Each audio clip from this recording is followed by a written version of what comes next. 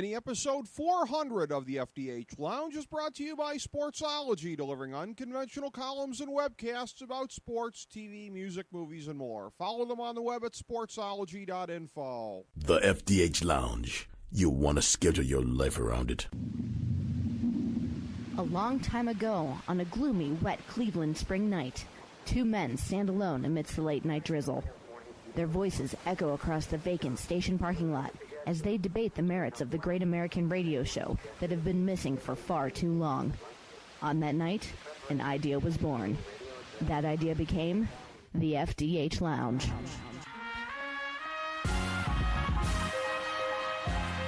Welcome to the FDH Lounge. Hello, everyone. Welcome to FDH Lounge, mini episode number 400. This is FDH Managing Partner Rick Morris here.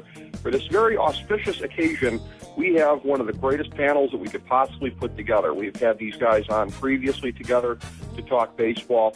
They are both long-standing FDH Lounge dignitaries. First of all, Ken Detwiler.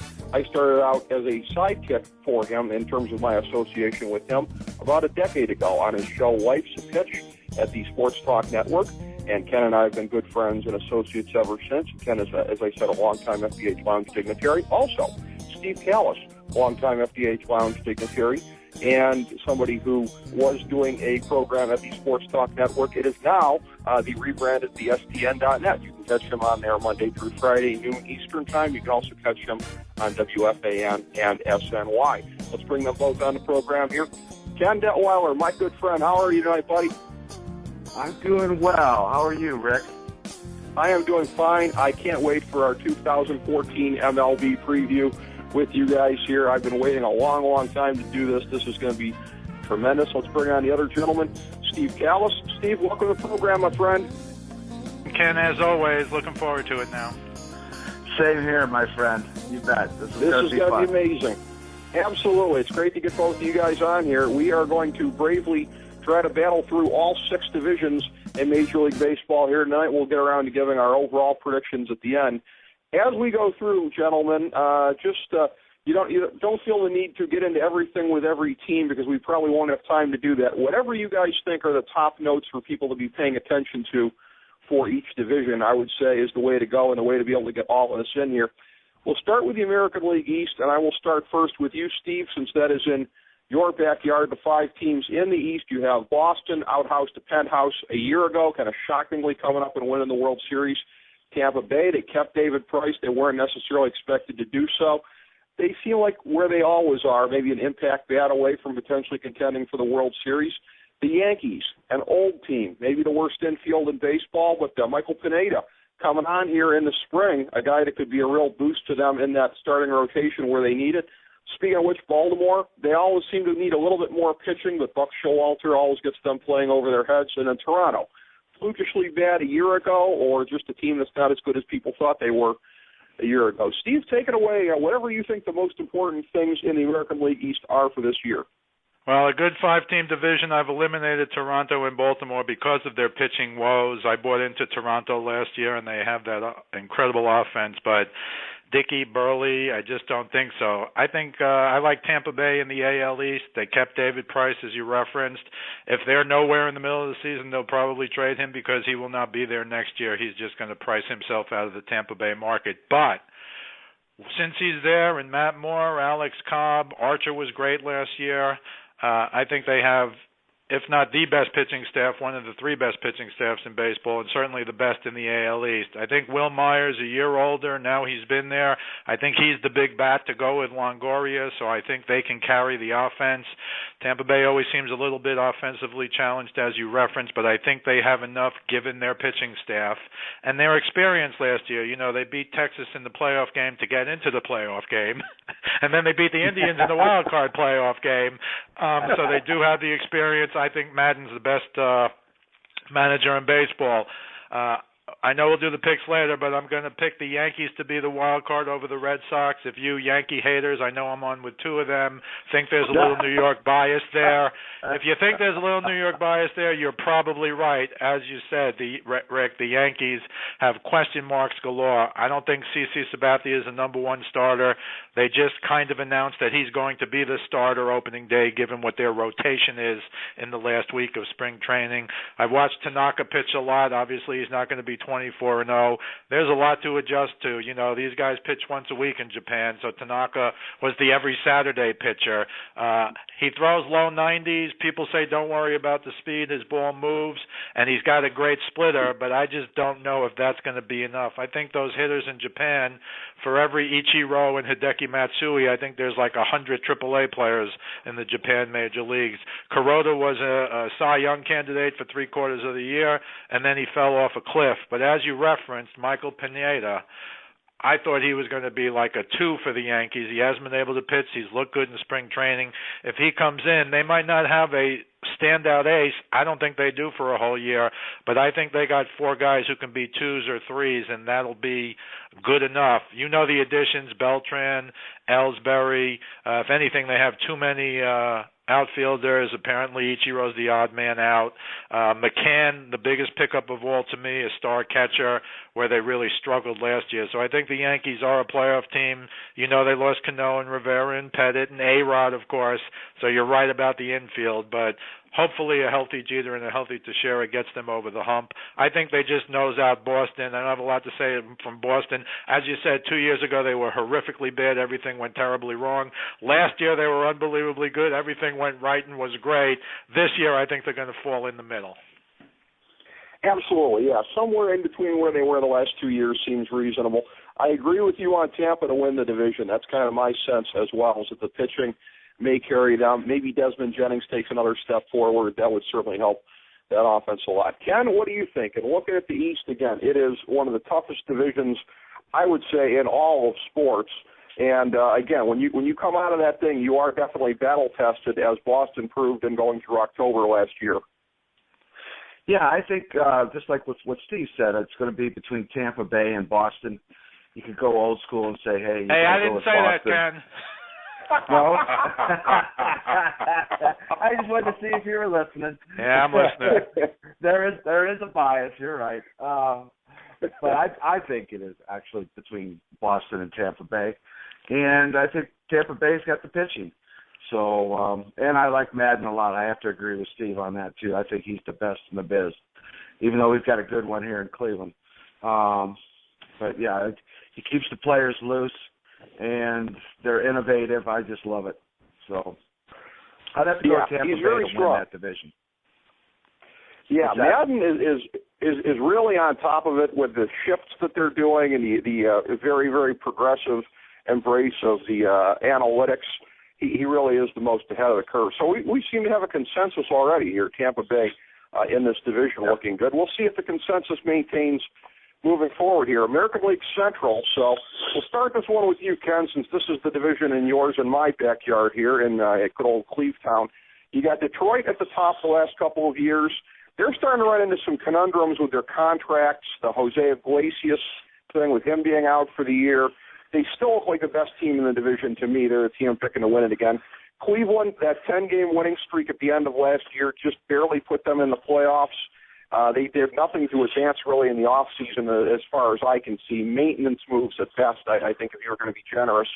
Kansas City, you've got the young players that really haven't become the big stars yet. You haven't seen Billy Butler is a borderline star, but you haven't seen him and Moustakas and the other guys really become megastars like they were supposed to, and I think that's kind of what's holding them back at this point. Minnesota, great pipeline, but they're a couple of years away in terms of these great prospects getting up there. And then the White Sox, they got Jose Abreu, and maybe not too much else to hang their hat on. Chris Sale, certainly, but with one slugger and one ace, that's not going to get you too far. So how do you see the Central shaping up, Ken? Yeah, I'll go from the bottom. I think the Sox are in the bottom. Also with the Twins. The Twins really have some bright young kids coming up, and so the Sox have a couple, but they're going to be a non-factor this year for sure. The sexy pick, as I see it, is Kansas City, but I'm just not sold on Kansas City. They've had talent now for a couple of years and just have not got over the hump. Although last year they had a very fine year, but I'm just not. And Cleveland finished a game behind Detroit. Yes. Which that could have been a lot of luck on the Tribe's part, but it's just I don't know. I think it's good between Kansas City and Cleveland is the two horses. I'm going to surprise you probably with, Rick, but I think there's too much chaos that's happened in Detroit. You've got a new manager. You've got was it Rondon who's hurt now? You've got Kinsler. Is he going to fit in? You got the new third baseman moving pieces and parts around. I'm probably the only one in America who's picking against Detroit here. But if I had to really be pressed to the wall, I'd go to Kansas City, even though that is a sexy pick. But I don't see much here, really. But I just don't see Detroit being that much different than the rest of the teams in that division. Very interesting. Yeah, it's that is really kind of a standout opinion from what you're hearing this year. If you're saying Detroit could be back in that pack, and what really is a garbage division, I think everybody would have to kind of agree with that if they were being honest as opposed to kind. How do you see it shaking out, Steve? I would guess that your opinion would be a little bit closer to the consensus, but that's just my guess. Yeah, I think that's a good guess. I'm going to be a Detroit guy. I know they got rid of Prince Fielder. I know they got rid of Doug Fister, but I think their rotation, look, Verlander had a very un-Verlander-like year last year.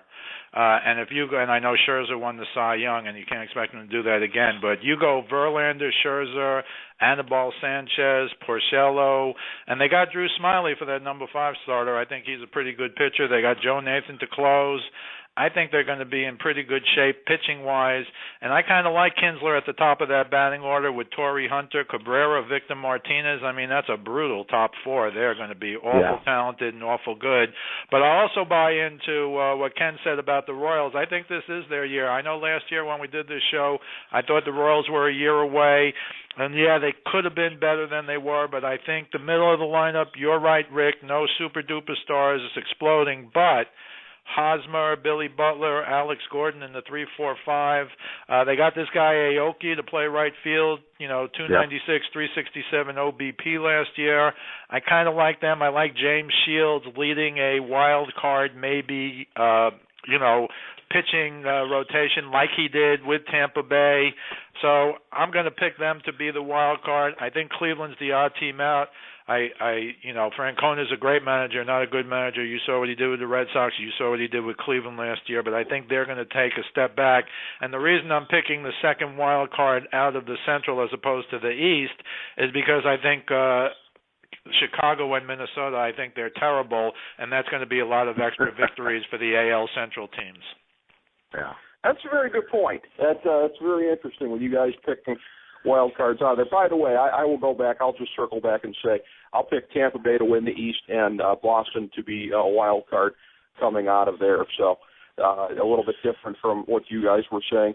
In the American League West, I'll start with you again on this one, Steve. You got Texas and Oakland, the big powers of the last couple of years, both of whom really getting the injury bug biting them this spring, especially Oakland with their pitching staff. So that's really got to take a bite out of the optimism that these teams are feeling. Texas, of course, with acquiring Prince Fielder in the offseason, letting Nelson Cruz go. So some moves in, some moves out for Texas as far as how they're trying to win their third pennant in what would be 5 years, I guess.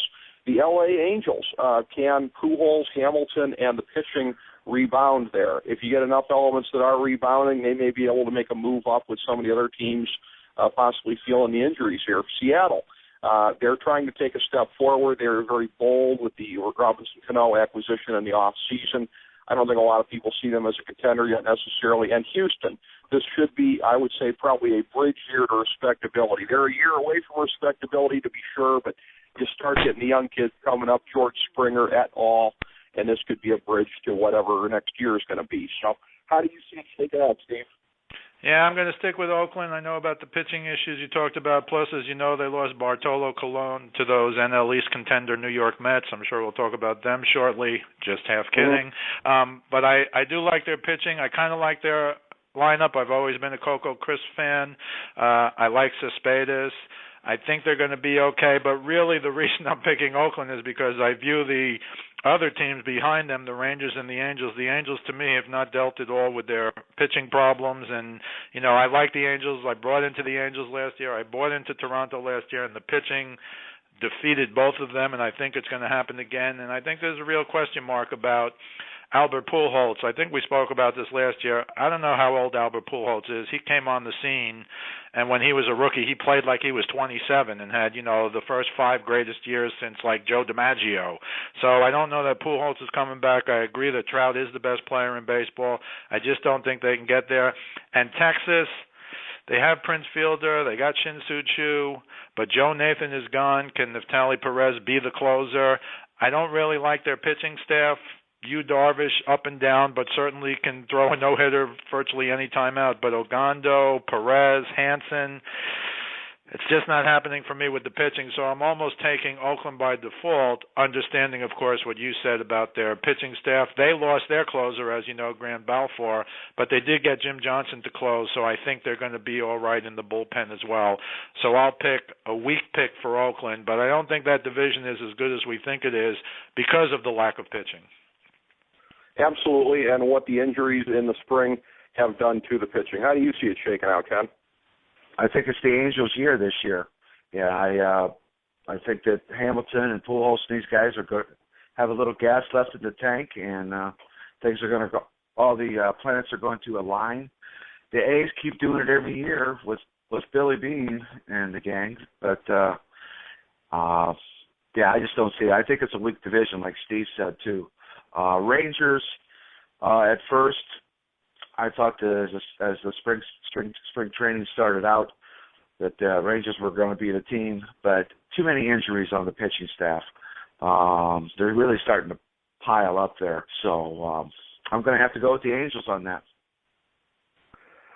I, again, kind of half agree with what you guys are saying on this. I'm going to take Texas to win the division. I'm staying with them notwithstanding the injuries, and completely by default because I don't like much of the rest of the field. I will take the Angels as the second wild card team in the American League to probably get annihilated in the wild card game by Boston as it stands now. Although, again, Jared Weaver on a one-game situation. He is pretty much just about the only pitcher that I do like there. But I kind of agree with you a little bit, Ken, as far as Pujols and Hamilton bouncing back a little bit this year. That would make a pretty dangerous order if they did. Let's go to the National League. Let's look at the Eastern Division here. You start out with the defending champion Atlanta, who I actually jinxed in our preseason publication, Fantasy Baseball Draftology 2014, who I picked to win the World Series this year. A more potent jinx than the Sports Illustrated cover jinx, it would seem, after what happened to their starting pitchers down there in Florida. So that's been the big story for Atlanta. Nothing but bad news in spring training after locking up Freddie Freeman in the offseason. Washington, we talked about teams flukishly bad last year like Toronto. Washington all the more so, probably flukishly bad, at least relative to expectations. They were in the high 80s, but should have been more than that. The Phillies, really looking old. I think you could take everything we said about the Yankees and kind of cut and paste to what we're saying about Philadelphia. The Mets, without Harvey, no hope this year. They're building a young nucleus, but they're still a year or two away without Matt Harvey. No hope at all, it would seem. Miami, again, probably still too young and cheap to contend in this division, it would seem. Ken, how do you see it shaking out, my man? Dave, well, I think the Phillies is kind of sad on one hand to see what they've done, what's happened to them over the years. The window, I think, has closed for sure. The Mets, I see the same old Mets. The Braves, I see always as a contender, but I think the surprise team or the team that's going to really make some noise, but are really not going to they're just going to really, really improve is Miami. I think those guys are really collecting a lot of young talent. And but I see the Nationals winning it. Actually, I'll be probably giving it away here. I'm picking the Nationals to win the whole deal this year. So that's how I pretty much see it. Spoiler alert, you may not be the only one. I was going with Atlanta to win it all prior to this. But I'll take Atlanta still as a wild card, and I'll take Washington to win the division. Steve, in your estimation, again, you are an East Coast guy. You're a little bit closer to the situation, at least geographically, than Ken and I. What's your perspective on it? Yeah, I buy into the Washington Nationals, not to go all the way, but certainly to win the NL East. When you look at the fact that they got Doug Fister from the Tigers, and they go Strasburg, Jordan Zimmerman, Gio Gonzalez, Fister, Detwiler, I guess will be the fifth starter. When you look at plugging in Fister with a 3.67 ERA in the American League for Dan Herron, who I liked but just was terrible in Washington last year, 4.67 ERA, that's going to make them the best or second best ERA in the National League. And, of course, they have a very nice lineup with guys like Zimmerman, Harper, Worth in the middle, Adam LaRoche, if he can produce. I like them to win the East, and I'm also going to pick the Braves to be a wild card. Medlin, I think, is gone for the year, so they've got some pitching issues. So I didn't think they were going to catch the Nationals before, but I didn't think they were going to catch the Nationals last year either, and, of course, the Braves won that division pretty easily. The only downside of the Nationals may be Matt Williams, the new manager. I was a Davey Johnson guy. Of course, he was getting on in years. I don't think that's going to override their talent to keep them from winning. I don't think they're going to win the World Series, but I have the Nationals in the East and the Braves as a wild card, and the Marlins, Mets, and Phillies, I just think are far away. I agree with Ken that when Harvey comes back next year, plus they picked up Granderson, I think the Mets can do some damage next year, but we'll just hold that till this time next year. Yeah, absolutely. I think a lot of people would probably agree with that take. And Atlanta, again, they looked like when they still had Medellin and Vici in there, because they've still got Tehran, who's going to be the opening day starter, it seems like, Mike Minor, who's also gone down for a lesser period of time. They looked like maybe they could stack up depth-wise in terms of pitching with Washington, but this spring has certainly put an end to those thoughts. And again, if they do have strength in starting pitching, which I think they do, it still looks to be a little bit kind of top-heavy as opposed to being able to go 4 or 5 deep like Washington does. In the Central, you've got the teams that ended up taking the playoff spots away from Washington. They made a very good run at the wild card spot at the end, but Cincinnati and Pittsburgh held them off for a 1970s type playoff game there, a revival of that rivalry that they had in the 70s and also again in 1990 in the National League Championship Series. Cincinnati, again, they're always steady. They're right up there towards the top perennial threat. They just need to stay healthy, certainly, and for Johnny Cueto, that is a real concern of the last couple of years. Pittsburgh trying to show if they are for real. Their first year above 500 in a long, long time, really ever since Barry Bonds left, and then ultimately making that playoff run that they were on. Milwaukee, they really kind of fell off quickly last year. It looks like they may kind of struggle to get back up. The Cubs, clock's starting to tick maybe a little bit on Theo Epstein. It's going to be another bad year there. How many bad years in a row before they start to get it going? People are going to start asking that, particularly with the ballpark questions coming into play. But then St. Louis, they are pretty much everyone's ideal franchise in Major League Baseball, and sort of shades of when San Francisco lost the Super Bowl a year ago, but there were more people picking them to win the Super Bowl the next year than the Baltimore Ravens. You have kind of the same thing. You probably have more people picking the Cardinals to win the World Series this year than you do Boston to repeat. So in this division, how do you see things shaping up there, Steve? I'm going to go with the Cardinals to win the division. Again, I like their pitching. Waka became a star last year. Adam Wainwright, of course, Shelby Miller.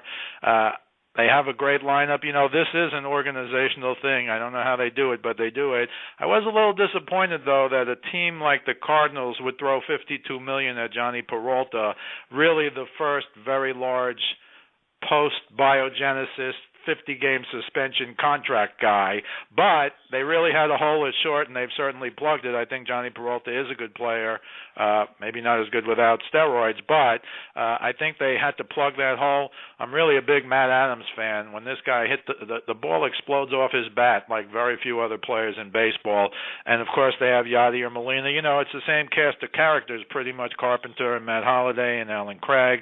They're going to start with Colton Wong at second. I kind of like him, but they also also, I thought, had a key signing as a backup in Mark Ellis, because he can come in and fill in at any time. John Jay's on their bench. Daniel Descalzo's on their bench. How do these guys do it? Trevor Rosenthal's their closer. So I do like St. Louis. I was thinking about trying to pick between the Pirates and Cincinnati to be a wild card, but actually I don't like either. Nobody likes A.J. Burnett, but I think he helped the Pirates tremendously, both in the clubhouse and pitching-wise. I think they're going to take a step back. Cincinnati, new manager. You saw the terrible thing that happened to Chapman a few days ago.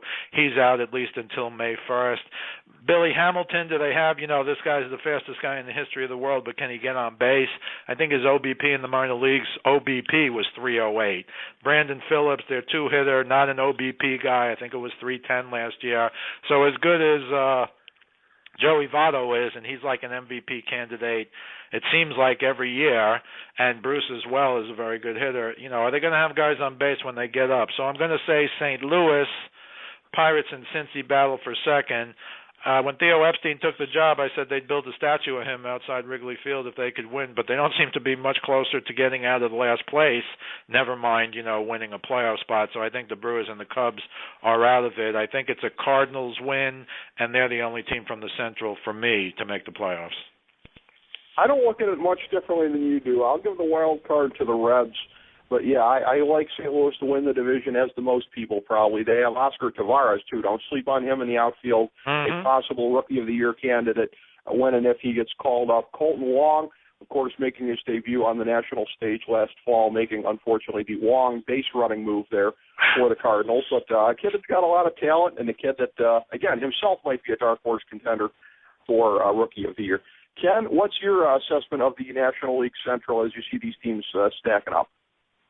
Well, I see the Pirates taking it to the Cardinals, but the Cardinals are such a machine. I mean, I'm just, as a baseball student of the game, as we all are, it's phenomenal how they keep churning guys out. Listening to Steve talk about the guys on their bench and the guys that are playing here and there, and to me, one of the most exciting young players is Waka. When I saw him in the playoffs, I was just mesmerized by this guy. I'm thinking, man, he's so young, but so dialed in with his stuff. And it's like they just keep producing these guys one right after another. You've got Jaime Garcia, who's on the DL, who is a phenomenal pitcher.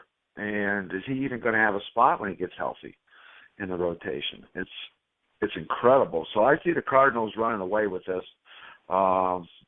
Pirates finishing in second place. The Cubs, you guys described it, they should be in the AL Central with the Indians and the rest of the teams. They're not much at this point. And the Reds, like I said, can't get over the hump. I think the Brewers have a bright future to some extent, but I just see the Cardinals. They just got it. Whatever it is, their front office, the whole package, they've got it all together. Well, you talk about pitching depth there, Ken. You got a situation where Trevor Rosenthal, the new closer, is a guy who very easily would be a starting pitcher with a lot of other teams. They have the luxury of converting him to closer there.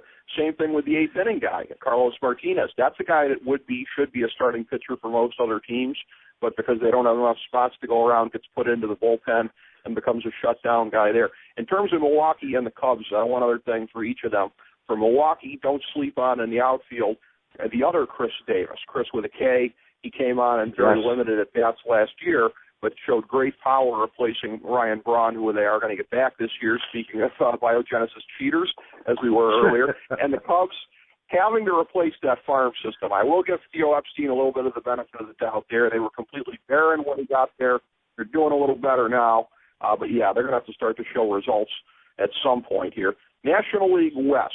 Again, everyone seems to be giving this already to the Dodgers, just like how everyone seems to be giving the Central to the Cardinals. But then again, we were doing this a year ago, and it really kind of proved to be the case in both instances. With the Dodgers, again, they really are the new Yankees. They are what the Yankees were 10 to 15 years ago, maybe even a little bit more recently.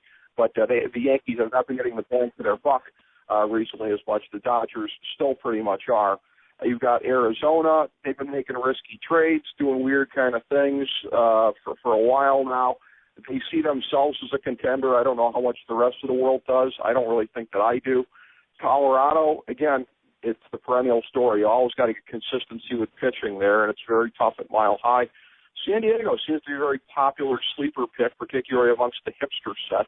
We'll have to see if they can live up to it, particularly with the pitching that I think some people are looking to see develop. And San Francisco, Team Brett Saberhagen, it's an even-numbered year, so maybe there is some hope for them this year. Ken, what's your estimation of the National League West on that? Hey, welcome to the hipster side. I like the Padres. Can't believe I'm saying that, but never thought I'd be a hipster. But there you go. But no, I see them as a team with a lot of promise too in this division. The Rockies, I think it's going to be based on health for these guys. If Tulo can, last the whole season, I think they'll make some noise, but I don't think they're a contender at all. The D-backs, that's a head-scratcher. I don't know what they're doing half the time. Perhaps they don't either. Giants, you cannot sleep on those guys. They've surprised me in the past. You look at their lineup, and it looks like they got a bunch of banjo hitters in there, and yet they are always a threat, it seems. But I'm going to have to go with go follow the money on this one. Go with the new Yankees, the Dodgers out on the West Coast there. Again, they just got too much, and now they've played together for a year. That outfield, with 4 outfielders of that kind of caliber, is just amazing. So, and they don't have a bad pitching staff either.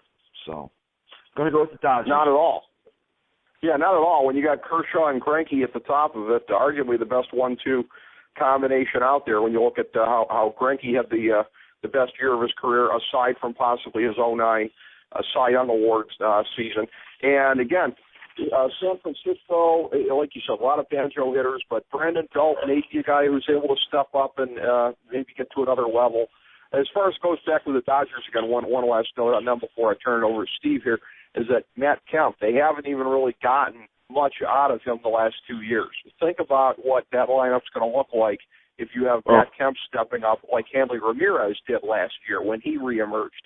If you have Kemp and Ramirez all of a sudden both looking like they're in their prime once again, that is going to be real dangerous when you combine that with Yasiel Puig and everything else they got. Steve, what's your assessment of the National League West? It seems to be the Dodgers and a whole lot of unpredictability, according to most people.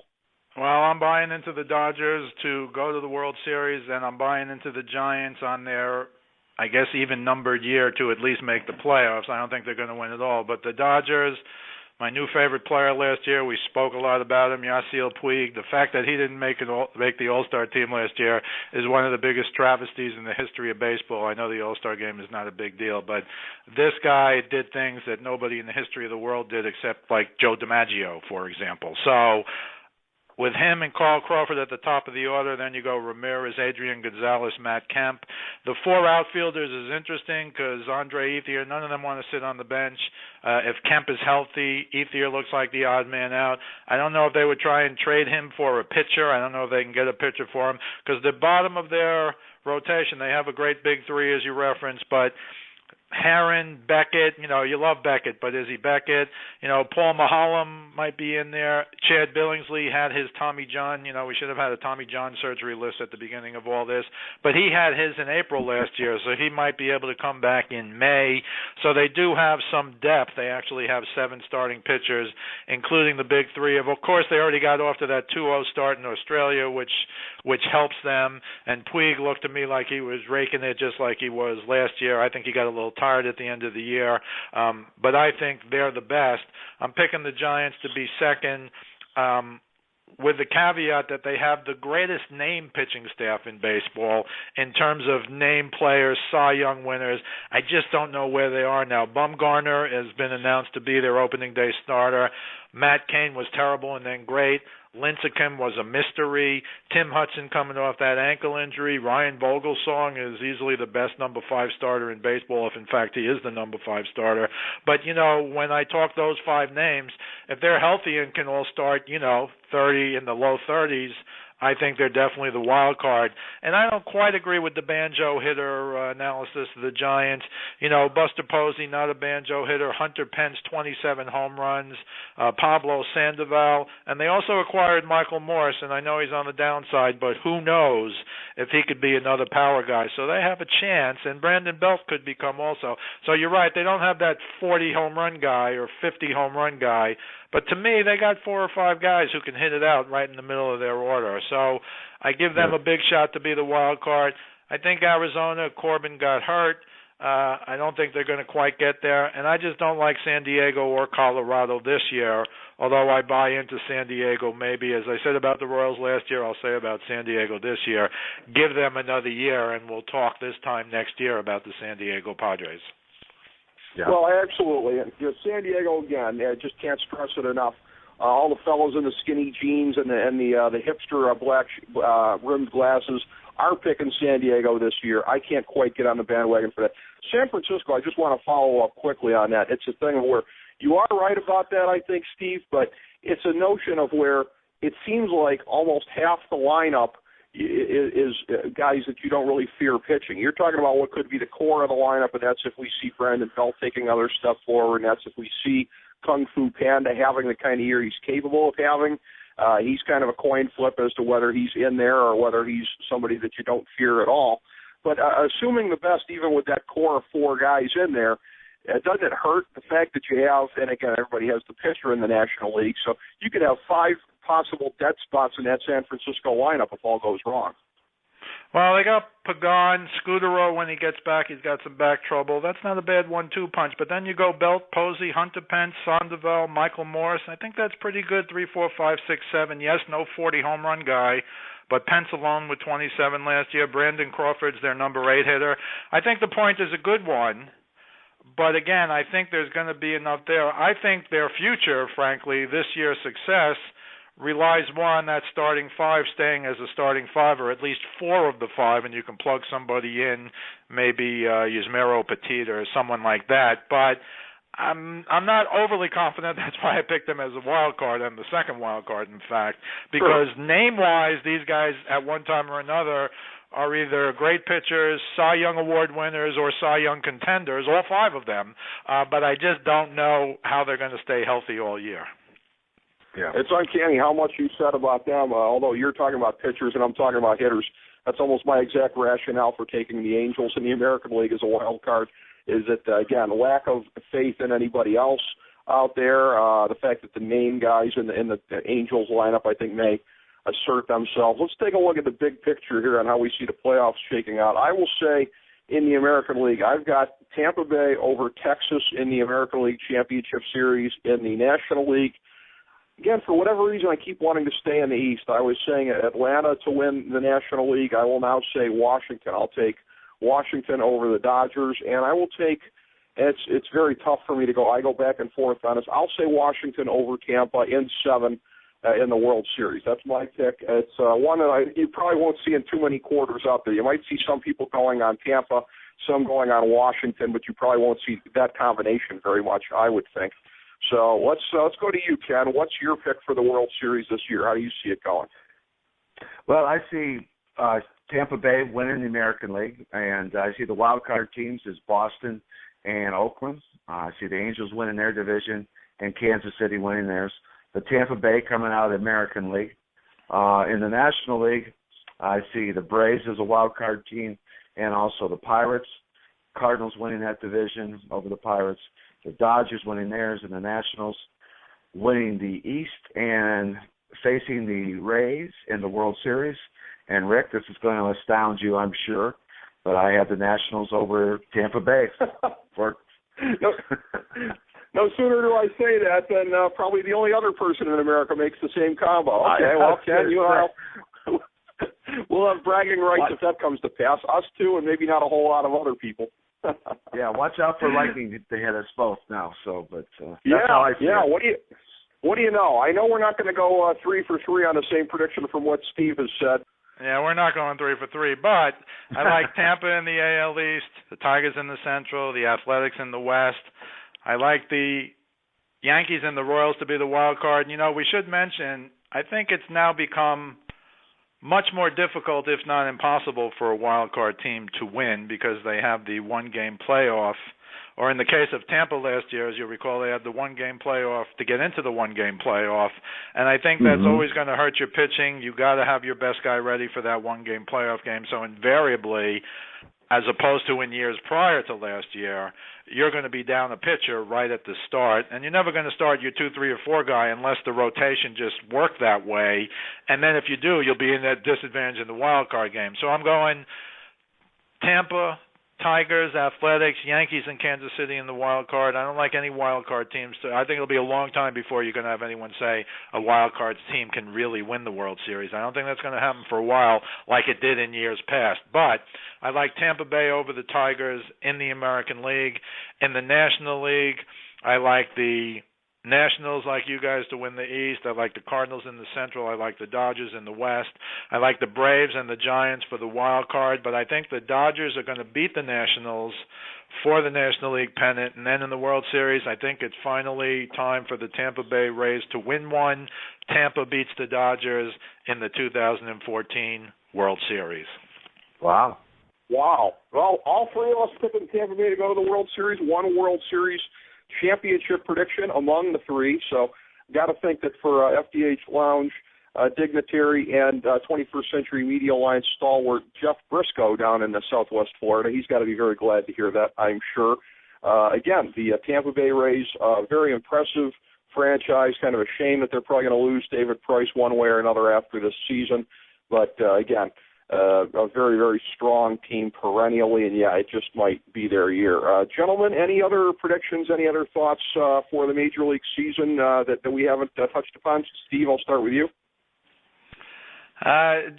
Just in general, I think Tampa's been knocking on the door. I remember writing an article 2 years ago about how Joe Madden had revolutionized defense and nobody had really understood it. Now, 2 years later, literally, every team plays some kind of shift on 1 or 2 or 5 or 8 hitters in a lineup. I think he revolutionized the game. And I remember when I wrote the article, I wrote, the revolution has been televised for 2 years and nobody's watched it. But now, flash forward to 2013, now into 2014, everybody is stolen from Tampa Bay. So he always seems to be ahead of the curve. I think he's the best manager in baseball. I respect what Tampa Bay does. I'm not a Tampa Bay fan, but I think I've told you off the air, Rick, that my son has rooted for Tampa Bay since Tino Martinez was let go by the Yankees when they signed Giambi. My son put a curse on the Yankees as long as Giambi would be there, they wouldn't win. He was right, but I've watched carefully for those last now 9 or 10 years, frankly, watch Tampa develop. Now, as you know, they got the number 1 pick like 6 or 7 years in a row. But they also had guys like Rocco Baldelli, who, you know, was a very good player, who got that strange illness and couldn't quite come.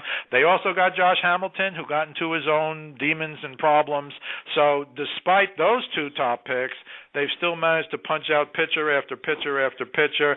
I think they're the best organization in baseball. I think he's the best manager in baseball. And frankly, they've done everything but win a World Series. I think this is the year for them. It just might be their time. Any closing thoughts, Ken? Yeah, the only thing that I don't like about Tampa Bay is the facility they play in. It's you know, as somewhat of a baseball purist, watching the World Series at that stadium, just listening to us all here picking Tampa Bay to some extent. And I do love innovation. I love what Madden does. I love the Billy Bean, small ball, you know, all that kind of stuff. I think the Major League is way behind the college game and that stuff, and I'm glad to see that kind of stuff being brought into the game overall. And I don't want to speak for you two gentlemen, but after the winter we've had, I can't wait for this season to start. It's like, it's enough already. Let's get here. Yes, we are all victims of the northern climb in that way, and yes, we are definitely all, I know, looking forward to baseball season here. I want to commend you, gentlemen, here tonight as we are recording this. I knew that this was going to be a great discussion, and it was, but the amount of discipline that was shown by everybody as we make it through with a couple of minutes to spare all the way through. 6 divisions, and we had a lot to say. It's not very easy to do, but you guys really brought it in that way, as well as the knowledge and the conversation and everything else. Cannot thank you enough. Ken Detwiler and Steve Kallas, truly a mini episode number 400 worthy conversation. I really appreciate it, as do the listeners, I know. Thank you both, guys. Oh, thank you. Thanks, Steve. Be well, everybody. Always a pleasure to be with you guys. Let's do it again sometime. All right. Yeah, the pleasure's all mine, guys. I really appreciate it. Thank you both, and thank you all, everybody, for tuning in to FDH Lounge mini episode number 400. As we bring the show to a close, we would like to extend our deepest gratitude to NBC, CBS, ABC, Fox, all Clear Channel affiliates, TNT, TBS, USA, UPN, Deadspin.com, YouTube.com, YTMND.com, MySpace.com, various blogs, Fox News, CNN, CNBC, MSNBC, IamBoard.com, Billboard.com, Google.com, ESPN, ESPN2, ESPN News, ESPN Classic, NBA TV, NFL Network, Sports Time Ohio, Athlon Magazine, Comedy Central, Cartoon Network, The Boomerang Channel, QVC, BET, The Spice Channel, Steno Notebooks, Manwich, Papermate Office Supplies, waitresses, strippers, bartenders, garbage men, janitors, microwave popcorn, the writers of The Office, Scrubs, Entourage, My Name is Earl, Oz, Metalocalypse and the Boondocks, Aquafina, and the periodic table of elements.